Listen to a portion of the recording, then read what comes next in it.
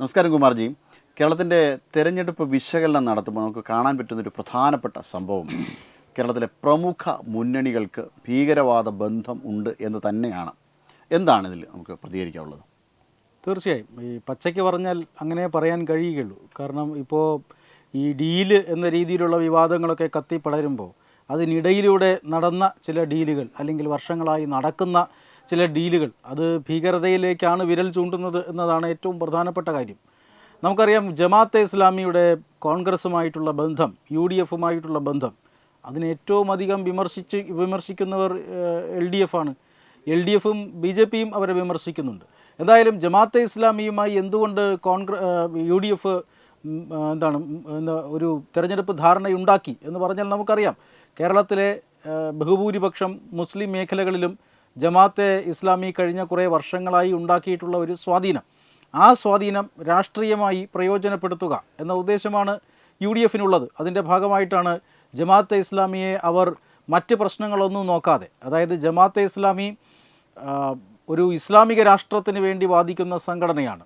ആരെ കൊന്നിട്ടായാലും ആരെ ഇല്ലാതാക്കിയിട്ടായാലും നമ്മുടെ രാജ്യം ഒരു ഇസ്ലാമിക രാജ്യമായി മാറണം, മറ്റുള്ള എല്ലാ മതസ്ഥരും ഇവിടെ നിന്ന് ഇല്ലാതാകണം എന്ന് വിശ്വസിക്കുന്ന ഒരു സംഘടനയാണ് ജമാഅത്തെ ഇസ്ലാമി. മാത്രമല്ല, ജമാഅത്തെ ഇസ്ലാമി ഇന്ത്യയിൽ മാത്രമുള്ള സംഘടനയല്ല, മറ്റ് പല രാജ്യങ്ങളിലും ജമാഅത്തെ ഇസ്ലാമി ഉണ്ട്. ഈ ഏറ്റവും അടുത്ത കാലത്ത് ബംഗ്ലാദേശിൽ ഒരു തെരഞ്ഞെടുപ്പ് നടന്നിരുന്നു. ആ തെരഞ്ഞെടുപ്പിന് മുമ്പ് അവിടെ ഉണ്ടായിരുന്നത് ഒരു ഇടക്കാല സർക്കാരായിരുന്നു. ആ ഇടക്കാല സർക്കാർ നിലവിൽ വന്നത് അവിടെ ഉണ്ടായിരുന്ന ഒരു ജനാധിപത്യ സർക്കാരിനെ അട്ടിമറിച്ചത് കൊണ്ടാണ്, അല്ലെങ്കിൽ അവിടെ ഉണ്ടായിരുന്ന ഷെയ്ഖ് ഹസീന സർക്കാരിനെ അട്ടിമറിച്ച് ഷെയ്ഖ് ഹസീനെ അവിടെ നിന്ന് പുറത്താക്കിയതിന് ശേഷം വന്ന ഇടക്കാല സർക്കാരാണ്. ആ ഇടക്കാല സർക്കാരിന് പിന്തുണ നൽകിയിരുന്നത്, അതിനെ നിയന്ത്രിച്ചിരുന്നത് അവിടുത്തെ മുസ്ലിം മതമൗലികവാദ സംഘടനയായ ജമാഅത്തെ ഇസ്ലാമിയാണ്. ആ ജമാഅത്തെ ഇസ്ലാമി അവരുടെ ഭരണകൂടം വന്നതിന് ശേഷം അവിടെ എന്തൊക്കെയാണ് ചെയ്തു കൂട്ടിയത് നമുക്കറിയാം. അവിടുത്തെ ഹിന്ദുക്കൾക്കെതിരെ, അവിടുത്തെ മതന്യൂനപക്ഷമായ ഹിന്ദുക്കൾക്കും ക്രിസ്ത്യാനികൾക്കുമെതിരെ വ്യാപകമായ അക്രമം അഴിച്ചുവിട്ടു. പരസ്യമായി ഹിന്ദുക്കളെ തെരഞ്ഞുപിടിച്ച് കൊല്ലുന്ന നിരവധി വാർത്തകൾ നമ്മൾ വായിച്ചു. അവരുടെ ആരാധനാലയങ്ങൾ തകർത്തു, അവരുടെ വീടുകൾ കത്തിച്ച് ചാമ്പലാക്കി. ഇങ്ങനെ വലിയ ലഹളയായിരുന്നു നടന്നത്. അവിടുത്തെ ഹിന്ദുക്കൾക്ക് ഒരു കാരണവശാലും ജീവിക്കാൻ കഴിയാത്ത ഒരു സാഹചര്യം അവരുണ്ടാക്കി. പക്ഷേ അവിടെ തിരഞ്ഞെടുപ്പ് പ്രഖ്യാപിക്കപ്പെട്ടപ്പോൾ ബംഗ്ലാദേശിലെ ജനങ്ങൾ എന്താണ് ചെയ്തത്? അവർ അവരുടെ വോട്ടിംഗ് അധികാരം ഉപയോഗിച്ച് ജമാഅത്തെ ഇസ്ലാമിയെ മാറ്റി നിർത്തി. ബംഗ്ലാദേശിൽ മുസ്ലിം ഭൂരിപക്ഷ രാജ്യമാണ്. അവിടുത്തെ ബഹുഭൂരിപക്ഷം ജനങ്ങൾ മുസ്ലിങ്ങളാണ്. അവർ എന്നിട്ട് പോലും ഇസ്ലാമിക തീവ്രവാദത്തെ അവിടെ നിന്ന് മാറ്റി നിർത്തിയതിന് ശേഷം അവിടുത്തെ മറ്റൊരു രാഷ്ട്രീയ പാർട്ടിയെയാണ് ഭരണമേൽപ്പിച്ചത്. ആ തെരഞ്ഞെടുപ്പിൽ BNPക്ക് മൃഗീയമായ ഭൂരിപക്ഷമാണ് ലഭിച്ചത്. അതിനുശേഷം അവർ കൃത്യമായി തന്നെ ന്യൂനപക്ഷങ്ങളുടെ അവകാശം ഉറപ്പുവരുത്തും എന്നൊക്കെ പറയുന്നത് നമ്മൾ കേട്ടതാണ്. അപ്പോൾ അങ്ങനെ ആ രാജ്യത്ത് വലിയ ലഹള അഴിച്ചുവിട്ട, ഹിന്ദു വംശഹത്യ നടത്തിയ ജമാഅത്തെ ഇസ്ലാമി പാകിസ്ഥാനിൽ ആ രാജ്യം ഉണ്ടാകുന്ന സമയത്ത് എത്ര ഹിന്ദുക്കളും എത്ര ക്രിസ്ത്യാനികളും സിഖുകാരുമൊക്കെയാണ് അവിടെ ഉണ്ടായിരുന്നത്. ഇന്ന് അവരുടെ എണ്ണം എത്രയാണ്? ഇങ്ങനെ അവിടുത്തെ മതന്യൂനപക്ഷങ്ങളുടെ എണ്ണത്തിൽ വലിയ കുറവുണ്ടാകാൻ കാരണം ജമാഅത്തെ ഇസ്ലാമിയുടെ നേതൃത്വത്തിൽ നടന്നിട്ടുള്ള കൂട്ടക്കൊലയും അതുപോലെ തന്നെ കൂട്ട അക്രമങ്ങളുമൊക്കെയാണ്. ഗത്യന്തരമില്ലാതെയാണ് അവർ മുസ്ലിം മതം സ്വീകരിച്ച് പല ന്യൂനപക്ഷ മതവിഭാഗങ്ങളും പോയത്. ഇങ്ങനെ നമ്മുടെ അയൽ രാജ്യങ്ങളിൽ വലിയ ഭീകരത അഴിച്ചുവിടുന്ന, ലോകമെമ്പാടുമുള്ള രാജ്യങ്ങൾ മുഴുവൻ ഇസ്ലാമിന് കീഴിൽ വരണം എന്നാഗ്രഹിക്കുന്ന ഒരു ജനതയാണ്, ഒരു സംഘടനയാണ് കേരളത്തിലെ മുസ്ലിം മതവിഭാഗങ്ങൾക്കിടയിലും പ്രവർത്തിക്കുന്നത്. അവരെ കൂടി ഈ മതതീവ്രവാദത്തിലേക്ക് കൊണ്ടുവരിക എന്ന ഒരു ലക്ഷ്യത്തോടു കൂടിയാണ് ജമാഅത്തെ ഇസ്ലാമി കേരളത്തിൽ പ്രവർത്തിക്കുന്നത്. അങ്ങനെ ഒരു ജമാഅത്തെ ഇസ്ലാമിയെയാണ് മതേതരത്വം വലിയ ആശയമാണ്, ആവേശമാണ് എന്നൊക്കെ പറയുന്ന UDF മുന്നണി ഒപ്പം നിർത്തിയിരിക്കുന്നതും വോട്ടിന് വേണ്ടി ഭീകരവാദ സംഘടനകളുമായി, ജമാഅത്തെ ഇസ്ലാമിയെ പോലെയുള്ള ഭീകരവാദ സംഘടനകളുമായി കൂട്ടുകൂടിയിരിക്കുന്നതും. ഒന്നുകൂടി സങ്കീർണമാണ് LDFിൻ്റെ അവസ്ഥ. LDF ആരെയാണ് കൂട്ടുപിടിച്ചിരിക്കുന്നത്? അവർ ജമാഅത്തെ ഇസ്ലാമിയുമായിട്ടുള്ള കോൺഗ്രസിൻ്റെ ബന്ധത്തെ അതിനിശിതമായി വിമർശിക്കുമ്പോഴും തെരഞ്ഞെടുപ്പിൻ്റെ ഏറ്റവും അവസാന ഘട്ടത്തിലേക്ക് പ്രവേശിക്കുമ്പോൾ അവർ കൂട്ടുകൂടിയിരിക്കുന്നത് SDPIയുമായിട്ടാണ്. മഞ്ചേശ്വരത്തും നേമത്തും അടക്കം SDPIയുമായി കൂട്ടുകൂടിയിരിക്കുകയാണ്. എല്ലാ നിയോജക മണ്ഡലങ്ങളിലും ഞങ്ങൾ പിന്തുണ നൽകും എന്ന് SDPI പറഞ്ഞു. അവർ അതിന് ചില ഉപാധികൾ പറഞ്ഞു. ആ ഉപാധികളെന്ന് പറഞ്ഞാൽ പരസ്യമായിട്ടായിരിക്കണം ഞങ്ങളുടെ പിന്തുണ സ്വീകരിക്കേണ്ടത്. ഞങ്ങൾക്ക് സീറ്റുകളൊന്നും തരണമെന്നില്ല, പക്ഷേ ഈ പരിപാടികളിൽ, LDFിൻ്റെ പരിപാടികളിൽ വേദി പങ്കിടാൻ തയ്യാറാകണം എന്നൊക്കെയാണ് അവർ പറഞ്ഞിരിക്കുന്നത്. പക്ഷേ അതിനൊക്കെ അനുവാദം കൊടുത്തിട്ടുണ്ടോ ഇല്ലയോ എന്നൊന്നും അറിയില്ല. പക്ഷേ SDPI LDFന് പിന്തുണ കൊടുത്തിട്ടുണ്ട്. LDFിൻ്റെ ഏറ്റവും പ്രമുഖരായിട്ടുള്ള നേതാക്കന്മാരെല്ലാം, ഈ ശിവൻകുട്ടിയും മറ്റ് പ്രമുഖരായിട്ടുള്ള നേതാക്കന്മാരെല്ലാം ആര് വോട്ട് തന്നാലും സ്വീകരിക്കും, ആരുടെയും വോട്ട് വേണ്ടെന്ന് പറയില്ല എന്ന് പറഞ്ഞ് കിടന്ന് ഉരുളുകയാണ്. എന്ന് പറഞ്ഞാൽ അവർ SDPIയുമായിട്ടുള്ള രാഷ്ട്രീയ ചങ്ങാത്തം അവർ പറഞ്ഞ് ഉറപ്പിക്കുകയാണ് ചെയ്യുന്നത്. ഇവിടെ കോൺഗ്രസിനേക്കാൾ അപകടമാണ്, അതും അപകടം തന്നെയാണ്, പക്ഷേ അതിനേക്കാൾ വലിയ അപകടമാണിത്. കാരണം SDPI എന്ന് പറഞ്ഞാൽ വെറുമൊരു മതമൗലികവാദ സംഘടന മാത്രമല്ല. ആ SDPIയിൽ ഇന്ന് പ്രവർത്തിക്കുന്നത് ആരാണ്, അല്ലെങ്കിൽ നേരത്തെ പ്രവർത്തിച്ചു കൊണ്ടിരിക്കുന്നതും ആരാണ്? പോപ്പുലർ ഫ്രണ്ട് എന്ന സംഘടന ഈ രാജ്യത്ത് നിരോധിക്കപ്പെട്ടിരിക്കുകയാണ്. പോപ്പുലർ ഫ്രണ്ടിന് വിദേശ തീവ്രവാദ സംഘടനകളുമായി ബന്ധമുണ്ടായിരുന്നു. ഭാരതത്തിൽ അവർ വർഷങ്ങളായി തീവ്രവാദ പ്രവർത്തനങ്ങൾ നടത്തുകയായിരുന്നു. അന്യ മതസ്ഥരെ ഭീഷണിപ്പെടുത്തുകയും കൊലപ്പെടുത്തുകയും അടക്കമുള്ള സംഭവങ്ങൾ അവർ ചെയ്തു. ഈ രാജ്യത്ത് ഭീകരവാദ റിക്രൂട്ട്മെൻറ്റ്, ഭീകരവാദ ഫണ്ടിങ്, ഭീകരവാദ പരിശീലന കേന്ദ്രങ്ങൾ ഇതൊക്കെ നടത്തിക്കൊണ്ടിരുന്ന സംഘടനയാണ്. ആ സംഘടനയെ കേന്ദ്ര സർക്കാർ നിരോധിക്കുകയും ഈ സംഘടനയുടെ രഹസ്യ പ്രവർത്തനങ്ങളെക്കുറിച്ച് കേരളത്തോട് വിളിച്ചു പറയുകയും ചെയ്തപ്പോഴാണ് കേരളീയർ ഇത്രമാത്രം അപകടം പിടിച്ച പ്രസ്ഥാനമായിരുന്ന പോപ്പുലർ ഫ്രണ്ട് എന്ന് മനസ്സിലാക്കുന്നത്.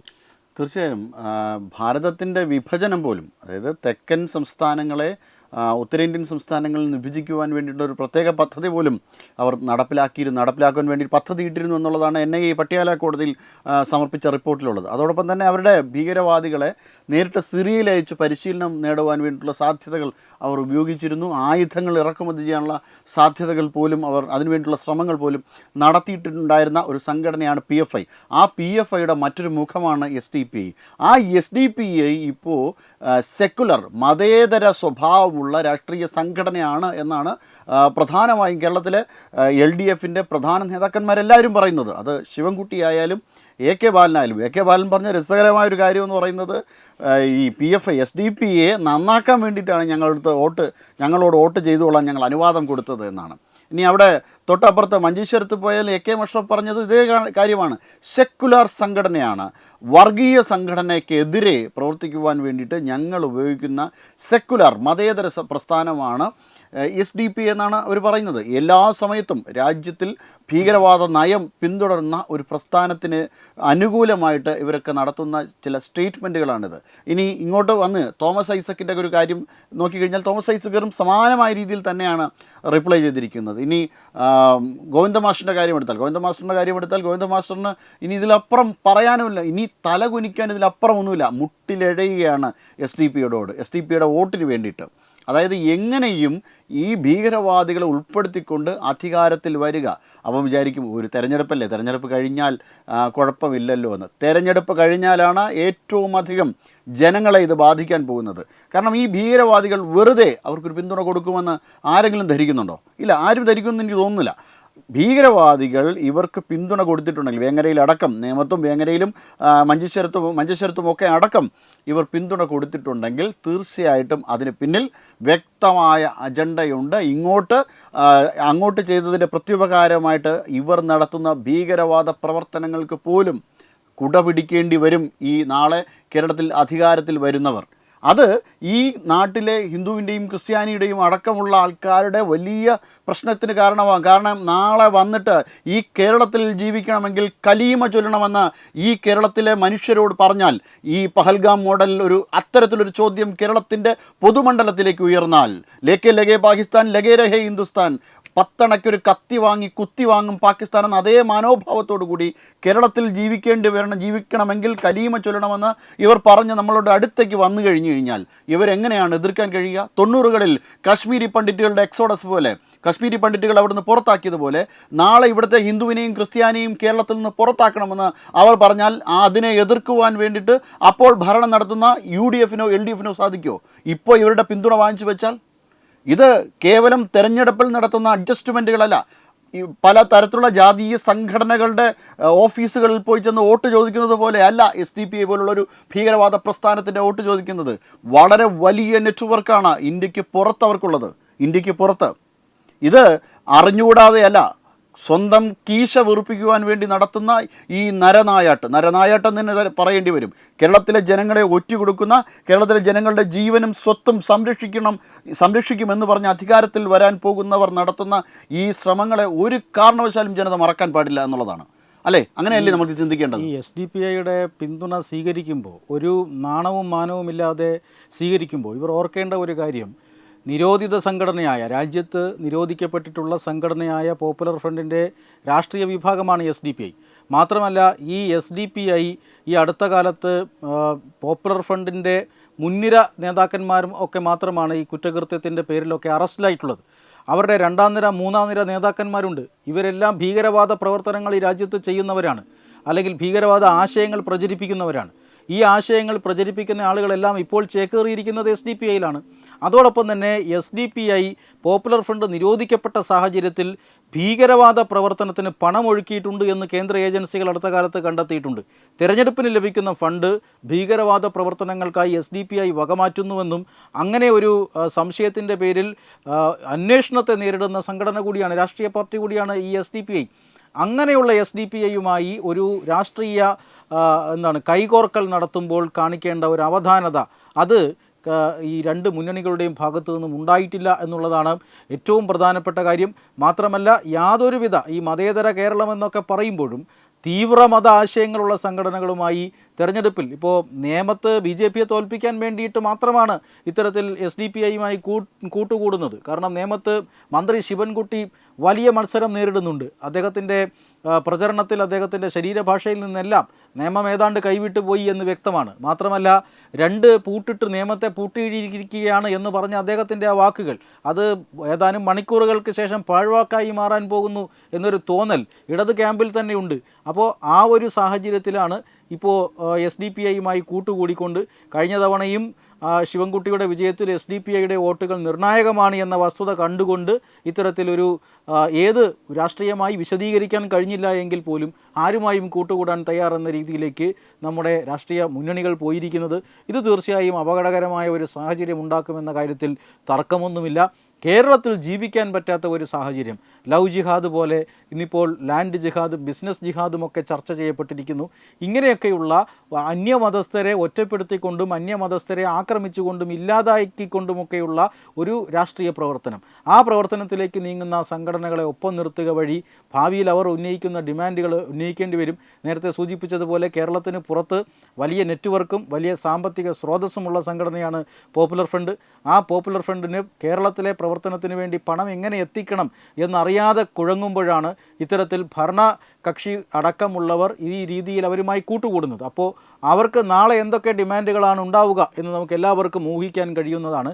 കേന്ദ്ര സർക്കാരോ കേന്ദ്ര ഏജൻസികളോ ഒക്കെ തടുത്തു നിന്നാൽ മാത്രം നമ്മുടെ സമൂഹത്തിലേക്ക് ഇതൊന്നും വരാതിരിക്കുകയില്ല. കാരണം സംസ്ഥാനത്തിന് പല അധികാരങ്ങളുണ്ട്. ആ അധികാരങ്ങൾ നല്ല രീതിയിൽ ജനങ്ങളുടെ നന്മയ്ക്ക് വേണ്ടി ഉപയോഗിക്കപ്പെട്ടാൽ മാത്രമേ നമ്മുടെ നാട് സുരക്ഷിതമാവുകയുള്ളൂ. പക്ഷേ ഇത്തരം കൂട്ടുകെട്ടുകൾ ഉണ്ടായാൽ ആ ഒരു സുരക്ഷിതത്വം നമ്മുടെ കേരള ജനതയ്ക്ക് ഇല്ലാതാവുകയാണ്. തെരഞ്ഞെടുപ്പിന് തൊട്ട് മുമ്പ് ആ ജനത ഇതെല്ലാം വിശകലനം ചെയ്യുമെന്നും ഈ കാര്യങ്ങളെല്ലാം മനസ്സിൽ കാണുമെന്നുമൊക്കെയാണ് എല്ലാവരും പ്രതീക്ഷിക്കുന്നത്. തീർച്ചയായിട്ടും അത്തരത്തിൽ ചിന്തിച്ചെങ്കിൽ മാത്രമേ നാളെ ഇവിടെ അതിജീവിക്കാൻ പറ്റൂ. വലിയ അസമത്വമാണ് ഇവരുണ്ടാക്കുന്നത്. ചില ഫേസ്ബുക്ക് കമൻറ്റുകൾ എനിക്ക് ഓർമ്മ വരികയാണ്. നിങ്ങളുടെ വീട്ടിലെ പെണ്ണുങ്ങളെ ഞങ്ങൾ തൂക്കും എന്നൊക്കെ പറഞ്ഞുകൊണ്ട്, ഞങ്ങളുടെ കയ്യിൽ പണമുണ്ട് എന്നൊക്കെ പറഞ്ഞുകൊണ്ടുള്ള കമൻറ്റുകൾ. ഇത് വളരെ നിസ്സാരക്കാരായിട്ടുള്ള ആൾക്കാരല്ല ഇടുന്നത് എന്നുള്ളതാണ് വളരെ പ്രധാനപ്പെട്ട ഏറ്റവും ഒരു കാര്യമെന്ന് പറയുന്നത്. ഇത് SDPIക്കും PFIക്കും വളരെ ശക്തമായി, ഈ സംഘടനകൾക്കൊക്കെ വലിയ ശക്തമായ സ്വാധീനമുള്ള ചില ആൾക്കാരുടെയൊക്കെ ഫേസ്ബുക്ക് കമൻറ്റുകളാണ് നേരത്തെ ഈ രീതിയിലൊക്കെ ശ്രദ്ധിക്കപ്പെട്ടിട്ടുള്ളത്.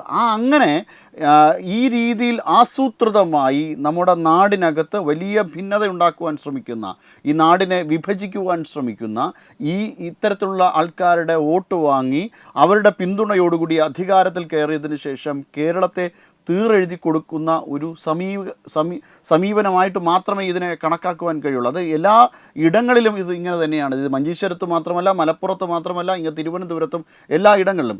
ശിവൻകുട്ടിയുടെ കാര്യം എങ്ങനെയും ഒരു കേരള സ്റ്റോറി ഉണ്ടാക്കുവാൻ വേണ്ടിയിട്ടുള്ളൊരു ശ്രമം കുറച്ച് നാൾ കൊണ്ട് നടത്തിക്കൊണ്ടിരിക്കുകയാണ്. നേരത്തെ മൊണാലിസയുടെ കാര്യമൊക്കെ നമ്മൾ കണ്ടതാണ്. 16 വയസ്സ് മാത്രം പ്രായമുള്ള കുട്ടിയെ മറ്റൊരാളുടെ മുകളിലേക്ക് തലയിൽ കെട്ടിവെച്ച് കൊടുത്തിട്ട് ആ കെട്ടിവെച്ചിട്ട് അതിനെ ഒരു കേരള സ്റ്റോറിയാക്കി ചിത്രീകരിക്കുന്ന, ശരിക്കും കേരള സ്റ്റോറിയുടെ കഥ അത് തന്നെയാണ്.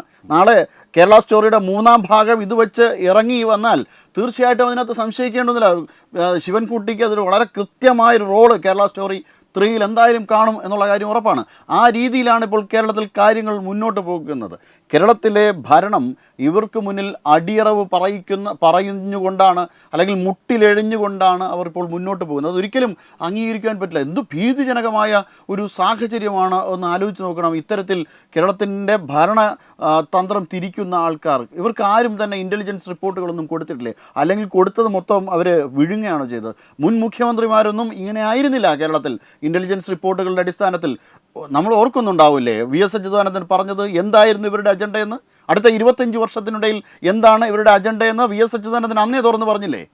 ആ VS അച്യുതാനന്ദനെ എന്തിനായിരിക്കും വെട്ടിയത്, എന്തിനായിരിക്കും അദ്ദേഹത്തിന് 2ാം ടേം കൊടുക്കാത്തത് എന്ന് നമ്മൾ ഓർക്കുമ്പോൾ തീർച്ചയായിട്ടും ഇപ്പോൾ ആ കാര്യത്തിലൊക്കെ സംശയിക്കേണ്ടിയിരിക്കുന്നു. ഇതൊരു അജണ്ടയാണോ എന്നോ ഇതൊരു ഡീലാണോ എന്നൊക്കെ സംശയിക്കേണ്ടിയിരിക്കുന്നു. പലയിടത്തും പലയിടങ്ങളിലേക്കും പോയി കറങ്ങി നടക്കാനും ഒക്കെയുള്ള കാശ് കൊടുത്തതിന് ശേഷം അവിടെയൊക്കെ പോയി നിക്ഷേപം നടത്തി. കേരളത്തിലെ ഒരു പ്രമുഖനായ സാംസ്കാരിക പ്രവർത്തകൻ മുമ്പ് ഒരു സ്വകാര്യ സംഭാഷണത്തിനിടയിൽ അഭിപ്രായപ്പെട്ടിട്ടാണ്, കേരളത്തിലെ ചില സാഹിത്യകാരന്മാർക്ക് ചില ഇടങ്ങളിലേക്ക് പോയി കറങ്ങാനുള്ള പൈസ ഇവരുടെ കയ്യിൽ നിന്ന് കൊടുത്തിട്ടുണ്ടെന്ന്.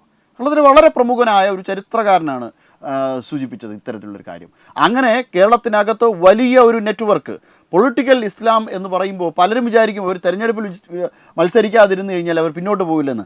അല്ല, അസ്ത്രം ഗഫൂറൊക്കെ പറഞ്ഞതുമാതിരി ഇതിനകത്തൊരു നെറ്റ്വർക്ക് ഉണ്ടാക്കി അതിനെ ഉള്ളിൽ ഒരു വൈറസ് കടന്നുകൂടും പോലെ ആ ഹോസ്റ്റ് ബോഡിയെ കൺട്രോൾ ചെയ്ത് അവിടെ നിന്ന് ഒരു പൊളിറ്റിക്കൽ ഇസ്ലാമൈസേഷൻ ഉണ്ടാക്കിയെടുക്കുക എന്നതാണ് ഇവരുടെ ഏറ്റവും പ്രധാനപ്പെട്ട ലക്ഷ്യം. അല്ലാതെ തെരഞ്ഞെടുപ്പിൽ മത്സരിച്ച് അധികാരത്തിൽ കയറുകയല്ല, അധികാരത്തിലിരിക്കുന്ന ആൾക്കാരുടെ തലച്ചോറിലേക്ക് കയറുക എന്നതാണ് ഇവരുടെ ഏറ്റവും പ്രധാനപ്പെട്ട ലക്ഷ്യം. അതിനവരേറെക്കുറെ വിജയിച്ച് മുന്നേറുന്നു എന്ന് തന്നെ ഇതിന് അഭിപ്രായപ്പെടേണ്ടിയിരുന്നു. കാരണം വളരെ കൃത്യമായി ജാഗരൂകമായി ഇതിനെ നിരീക്ഷിച്ചില്ല എങ്കിൽ, ഇതിനെതിരെ സത്വരമായ നടപടികൾ കൈക്കൊണ്ടില്ലെങ്കിൽ വളരെ വലിയ പ്രശ്നം തന്നെയാണ്, അല്ലേ? തീർച്ചയായിട്ടും. പക്ഷേ ജനാധിപത്യ സംവിധാനം അത് ഈ പറയുന്ന മത തീവ്രവാദത്തെക്കാളൊക്കെ ശക്തമാണ്. ആ ജനാധിപത്യ സംവിധാനം പ്രത്യേകിച്ചും തെരഞ്ഞെടുപ്പ് സമയത്ത് ഉണർന്നു തന്നെ പ്രവർത്തിക്കും എന്ന് തന്നെ നമുക്ക് മനസ്സിലാക്കാം. നമസ്കാരം. HIV അണുബാധ സന്തോഷപൂർണമായ ഒരു ജീവിതത്തിന് തടസ്സമല്ല. HIV അണുബാധയ്ക്ക് ഫലപ്രദമായ ചികിത്സ ഇന്ന് ലഭ്യമാണ്. ഇതിന് യഥാസമയം അണുബാധ കണ്ടെത്തുന്നതും കാലേക്കൂട്ടി ചികിത്സ നടത്തേണ്ടതും അത്യാവശ്യമാണ്. സൗജന്യമായ ചികിത്സയും മാർഗനിർദ്ദേശങ്ങളും സർക്കാർ ആശുപത്രികളിലെ ART അഥവാ ഉഷസ് കേന്ദ്രങ്ങളിൽ ലഭ്യമാണ്. ആരോഗ്യ സംരക്ഷണം ഓരോരുത്തരുടെയും ഉത്തരവാദിത്തമാണ്.